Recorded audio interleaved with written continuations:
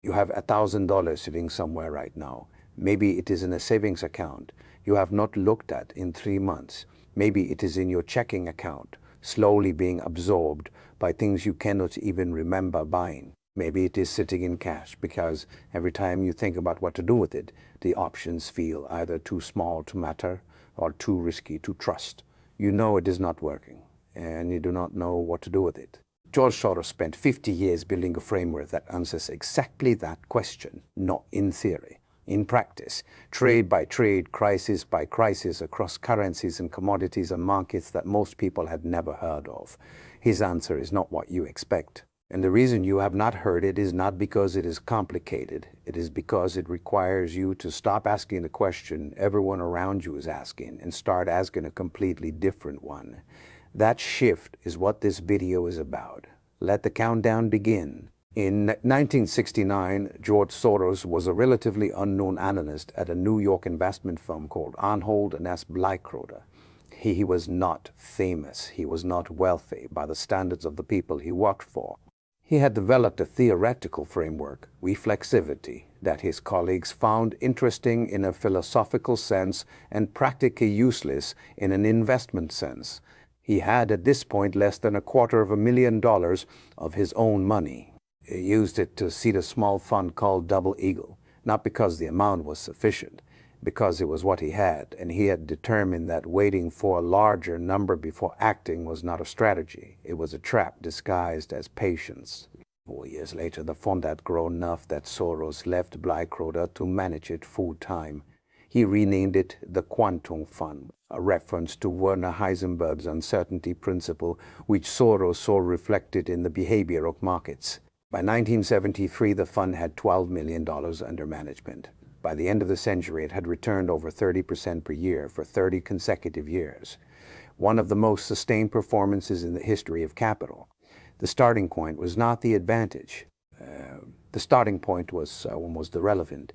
The advantage was a specific way of seeing positions, a framework for identifying bets where the downside was defined and limited, and the upside was structurally unlimited, asymmetric positions, and the insight that almost no one else was building them because almost no one else was thinking about capital that way. Most people think about capital as a fixed quantity. You have $1,000, you put it somewhere. If the investment goes up, you have more. If it goes down, you have less. This is symmetric thinking. The amount you can gain is roughly proportional to the amount you can lose. Soros thought about capital completely differently.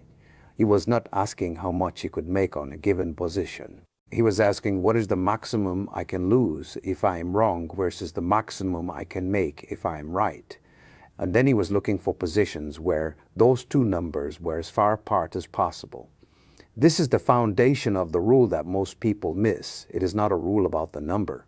It is a rule about the structure. And to understand why most people never discover this rule, we need to understand exactly why their $1,000 disappears before they ever ask the question. There are 3 ways this happens. I have a name for each of them. The first is what I call the stability illusion. You put your $1,000 in a savings account, and on the surface, this seems like the responsible choice. You are protecting the capital, you are being conservative, you are not taking unnecessary risks. But here is what Soros would say about that logic. In markets, there is no such thing as a neutral position. Every position is active. Every position is either gaining ground or losing it. The only question is whether you are aware of the dynamics that are moving it. A savings account is not a neutral position. It is a guaranteed loss disguised as stability.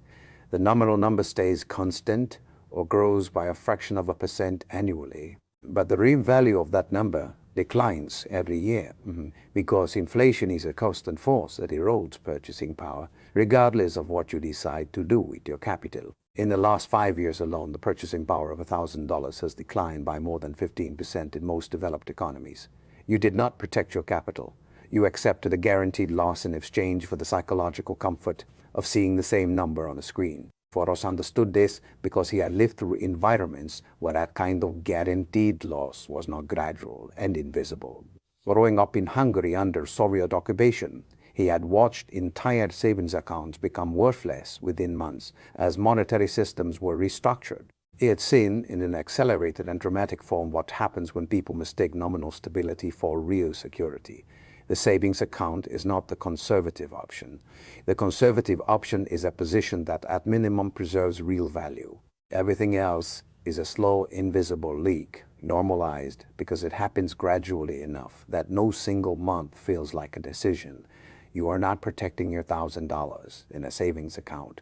You are watching it dissolve in slow motion and calling it safety. The second way your $1,000 disappears is what I call the consensus trap.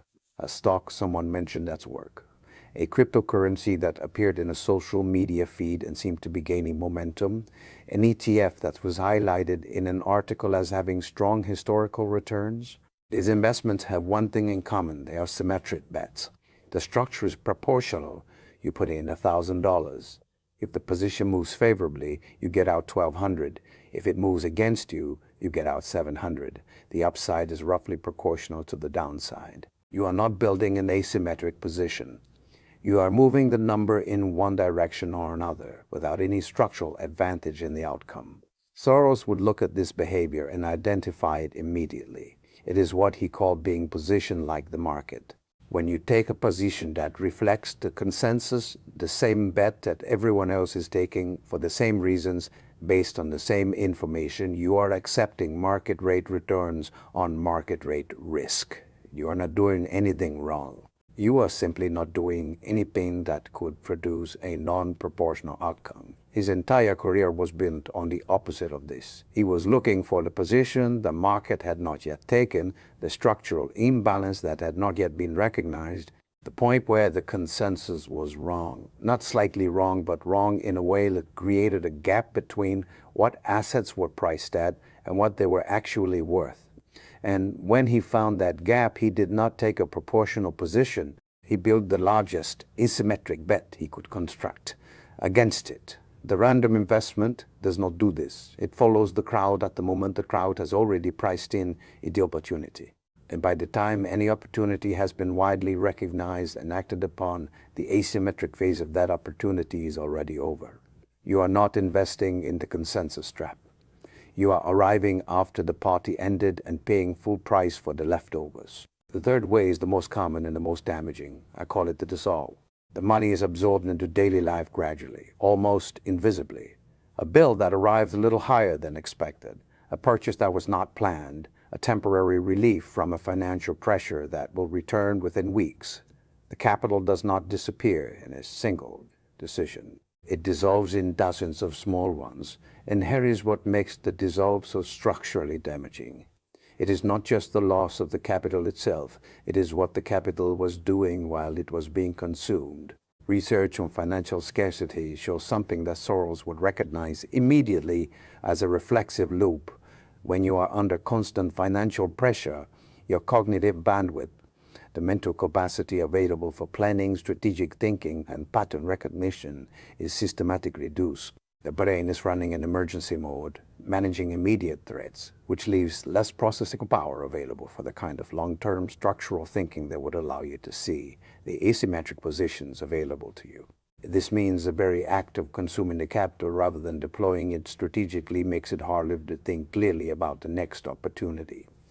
The capital loss and the cognitive together, and the compound effect of both losses is a progressive narrowing of the financial decisions available. Not because the opportunities disappeared, but because the cognitive resources needed to identify them have been redirected toward managing immediate pressure.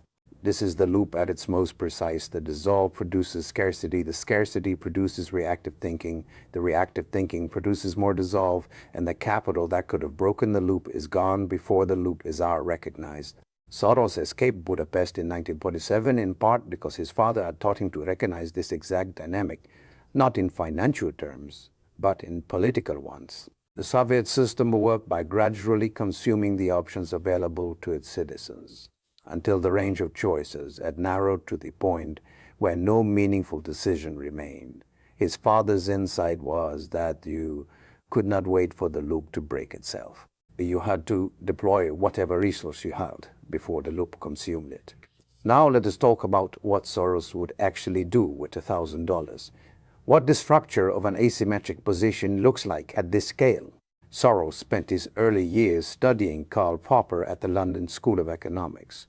Popper's core insight was about the nature of knowledge, specifically that no theory can ever be verified as permanently true, but any theory can be falsified by a single contradicting observation. This meant that the most valuable intellectual position was not certainty. It was a framework that could identify when established beliefs were wrong before the rest of the world had caught up.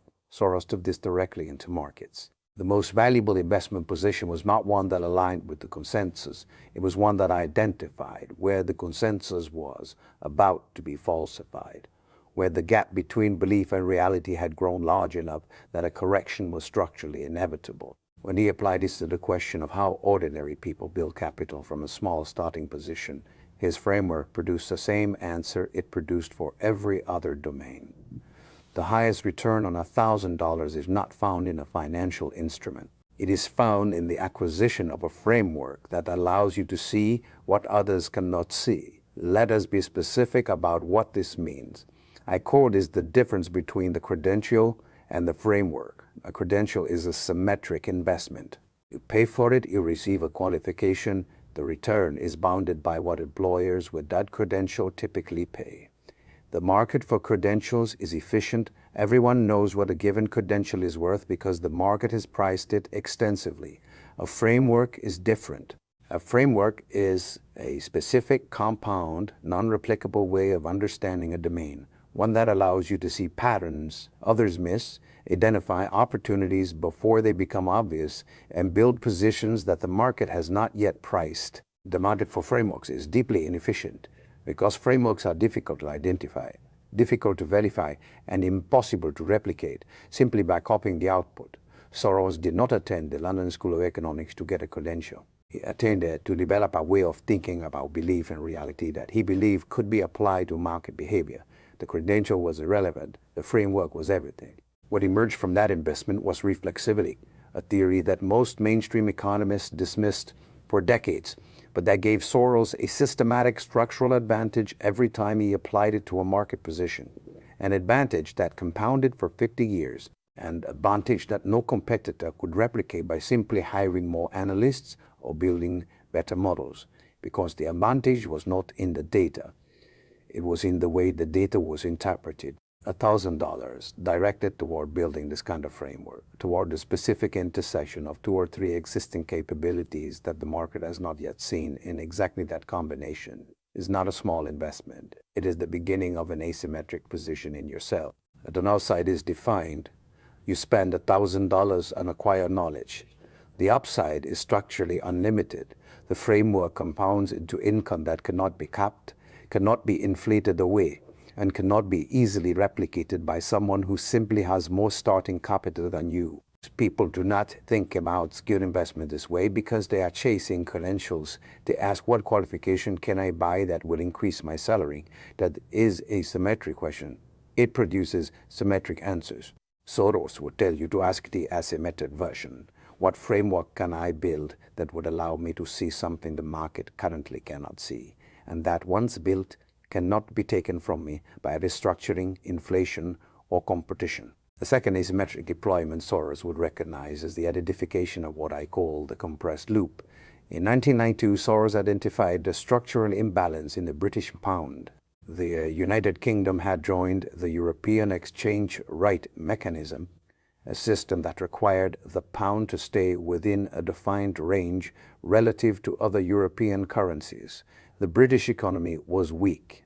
Maintaining the pound at the required level was costing the Bank of England enormous reserves. The system was, in Soros's assessment, unsustainable. He built a position to bet against the pound. Here is the asymmetry identified. If he was wrong, if the Bank of England somehow maintained the pound's peg, his loss was limited. The pound could only rise so much within the ERM band. The downside was bounded. But if he was right, if the system broke, the upside was theoretically unlimited. A currency in free fall has no natural floor. He risked $1 billion. When the pound collapsed on September 16, 1992, a day now known as Black Wednesday, he made $1 billion in a single day. The point is not the $1 billion. The point is the structure. limited downside, unlimited upside. An asymmetric position identified at the moment of maximum loop compression. Now apply this to your life. If you are operating inside a low-income loop, if the cycle of limited capital, reactive decisions, and constrain your financial position for years, you are not at the point of minimum asymmetry. You are at the point of maximum asymmetry. The loop has been running long enough that a small, precisely applied force can initiate a reversal whose compounding effect is disproportionate to the size of the input. $1,000 is not a large force, but at the point of maximum compression, it does not need to be. It needs to be precisely applied to the structural constraint, the single point in the loop where the mechanism is weakest, where a small input produces a disproportionate downstream effect.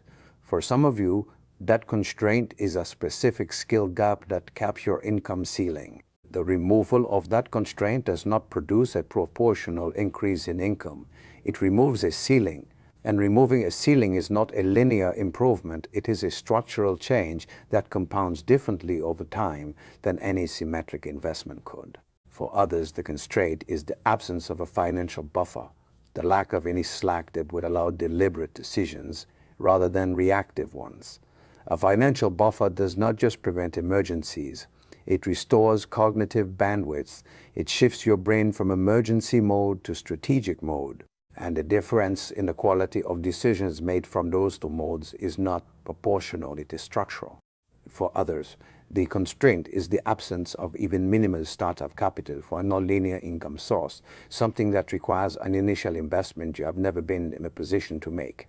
The asymmetric potential of that source, once initiated, is orders of magnitude larger than the symmetric returns available through additional hours of linear income. In each case, $1,000 precisely deployed at the structural constraint does not produce $1,000 of incremental value. It removes a constraint that was suppressing a disproportionate amount of potential. That is the difference between a symmetric investment and an asymmetric one.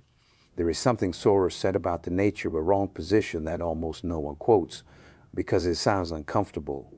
He said, "I am only rich because I know when I'm wrong." Most investors build positions and then defend them. They find evidence that confirms the original decision. They dismiss information that contradicts it. They hold longer than the data supports because admitting a wrong position feels like admitting a personal failure. Soros did the opposite. He built a position and then immediately began looking for the evidence that would prove it wrong. Not because he lacked confidence, because he understood that the value of a position is entirely dependent on whether the underlying thesis is still intact. The moment the thesis breaks, the position has no value, regardless of how much money has been put into it. Apply this to your $1,000. When you identify an asymmetric position, you also need to define in advance the conditions under which that thesis is wrong. What would have to be true for this investment to have produced no structural change? At what point would you stop and redirect the capital elsewhere? This is not pessimism. It is the same framework Soros applied to every position he ever built. Define the upside. Define the downside. Define the falsification condition, then deploy with conviction and exit with discipline if the thesis breaks.